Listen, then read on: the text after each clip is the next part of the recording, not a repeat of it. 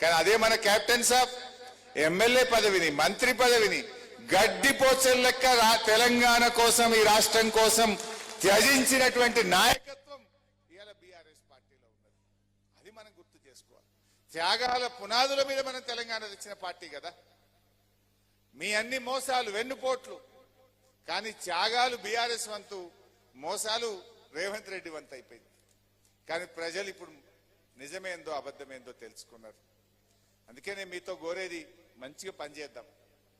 ఇలా హుస్నాబాద్ సతీష్ అనే చెప్పిండ్రు, ఎల్లవేళలా నేను మీకు అందుబాటులో ఉంటాను. సతీష్ అనే ఉంటాడు. అదేవిధంగా నేను కూడా ఎప్పుడు ఆపద సంపత్తికైనా ఏ రకమైన ఇబ్బందులు వచ్చినా తప్పకుండా మేము అందుబాటులో ఉంటాం. అయితే ఇవాళ కాంగ్రెస్ పార్టీ అన్ని విషయాలు మీకు తెలిసి ఒకటి రెండు కొత్త విషయాలు చెప్తాను.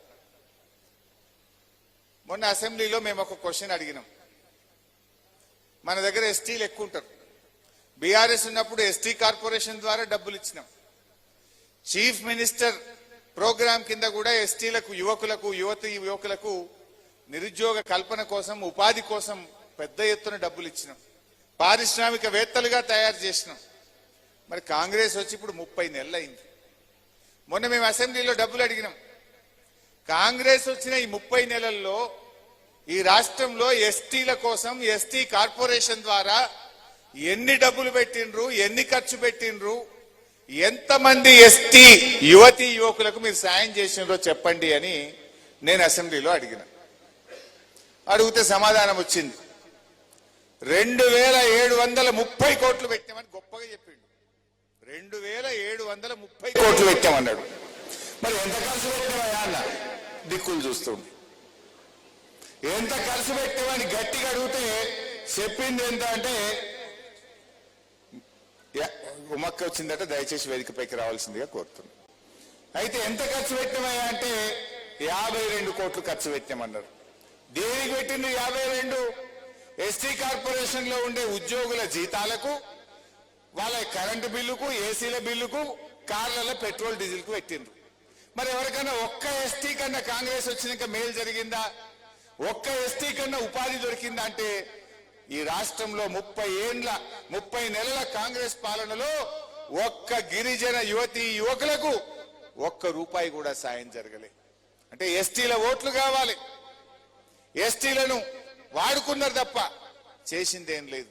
నాడు కేసీఆర్ గారు 10% రిజర్వేషన్ ఇచ్చిండు. కేసీఆర్ గారు తండాలను గ్రామ పంచాయతీలు చేసిండ్రు. కేసీఆర్ గారు పోడు భూములకు పట్టాలు ఇచ్చి వాళ్లకు రైతు బంధు కూడా ఇచ్చి ఎస్టీలను హక్కున చేర్చుకున్నది కేసీఆర్ గారు. మరి కాంగ్రెస్ వస్తే 1 ఎకరాకు పట్టా ఇచ్చిండ్రా? ఎస్టీ కార్పొరేషన్ ద్వారా ఒక్కరికన్నా లోన్ ఇచ్చిండ్రా? ఎస్టీలకు మీరు చేసిందేమన్నా ఉన్నదా నేను అడుగుతా ఉన్నా. ఆనాడు లంబాడీలకు సత్యవతి రాథోడ్ గారు మంత్రిగా రాష్ట్ర కేబినెట్ లో ఉండే కాంగ్రెస్ గవర్నమెంట్ లో కనీసం లంబాడీలకు కేబినెట్ లో కూడా ఇవాళ అవకాశం లేకుండా పోయింది. అంటే ఇవాళ మనల్ని వాడుకున్నారు. కానీ ఎస్టీలకు ఈ ప్రభుత్వం వచ్చిన 30 నెలల్లో ఒక్క చిన్న పని కూడా కానటువంటి విషయాన్ని నేను ఈరోజు మీ దృష్టికి తెస్తా ఉన్నా. అదేవిధంగా ఎస్సీ కార్పొరేషన్, దాని మీద కూడా అసెంబ్లీలో మాట్లాడినాం. ఎస్సీ కార్పొరేషన్ కు కేసీఆర్ గారు ఒక చట్టమే తెచ్చిండ్రు. SC/SDF అంటే నిధులు ల్యాప్స్ కావు, ఆ డబ్బులు ఖచ్చితంగా ఎస్సీలకే ఖర్చు పెట్టాలి.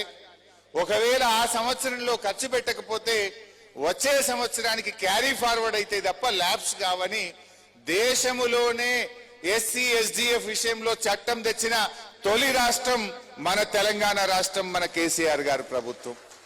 మనం చూసి ఒక 10-12 రాష్ట్రాలు మన అసెంబ్లీ బిల్లు తీసుకుపోయి, అప్పుడు నేనే ఆ అసెంబ్లీ లెజిస్లేటివ్ అఫైర్స్ మినిస్టర్ గా ఉండేవాడిని.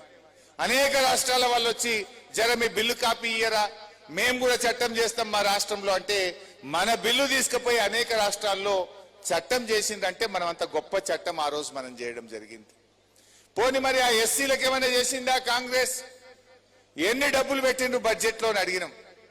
5403 కోట్లు పెట్టిండ్రు. మరి ఎంతమంది ఎస్సీలకు సాయం జరిగింది?